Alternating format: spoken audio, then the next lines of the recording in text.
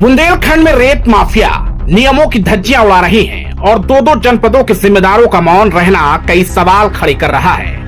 आज हम आपको दिखाने जा रहे हैं बालू माफियाओं का वो खेल जिसमें हमीरपुर का पट्टा, झांसी की सीमा और खनन विभाग के जिले इलाही तीनों मिलकर बुंदेलखंड की खनिज संपदा को बर्बाद कर रही हैं। बुंदेलखंड में इन दिनों सबसे ज्यादा चर्चा अगर किसी चीज की है तो वो है रेत माफियाओं की मनमानी।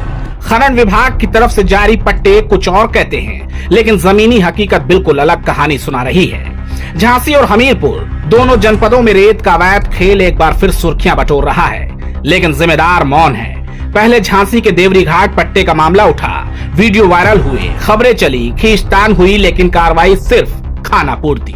और अब जो मामले सामने आए हैं वो इससे भी ज्यादा हैरान करने वाले हैं।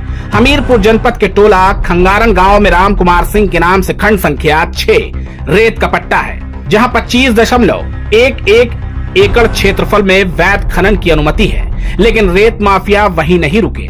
यह पट्टा हमीरपुर का है, पर असली खनन हो रहा है झांसी जनपद की सीमा में।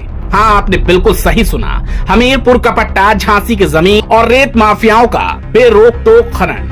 इससे एक बात साफ हो जाती है, दोनों जनपदों के जिम्मेदार या तो जानबूझकर अनजान बने हैं या फिर किसी और रसूख के आगे नतमस्तक हैं। दस्तावेजों में सिर्फ छोटी मशीनों का जिक्र मिलता है, लेकिन हकीकत में नदी किनारे डंके की चोट पर चल रही हैं बड़ी बड़ी पोकलैंड मशीनें। नदी की जलधारा मोड़ी जा रही है, तल की गहराई नियमों से कई गुना बढ़ाई जा रही है और खनिज विभाग सिर्फ कागजों में सक्रिय है। हमीरपुर का बालू घाट, लेकिन खनन झांसी से। कई बार शिकायतें दर्ज हुई, वीडियो वायरल हुए, लोगों ने आवाज उठाई, पर झांसी के गरौठा तहसील और जिला खनन विभाग की उदासीनता अब सवालों के घेरे में है। क्या अधिकारी इतने मासूम है कि अवैध खनन दिखता ही नहीं, या फिर इतना गैर जिम्मेदाराना रवैया किसी सुविधा शुल्क का नतीजा है? रेत माफियाओं ने नियम तोड़े, सीमाएं लांघी, नदियों की धारा मोड़ी, सरकार के राजस्व को चूना लगाया और खुद को मालामाल कर लिया। लेकिन सवाल है, इस पूरे खेल में दो जनपदों के जिम्मेदार चुप क्यों हैं? क्या ये चुप्पी अनजानी है या जानबूझकर है? आज बुंदेलखंड की नदियां पुकार रही हैं, उनकी रेत लूटी जा रही है, उनकी धाराएं मोड़ी जा रही हैं और उनकी संपदा को निचोड़ा जा रहा है। हम ये सवाल जिले के जिम्मेदार अधिकारियों से भी करते हैं और सत्ता में बैठे जनप्रतिनिधियों से भी।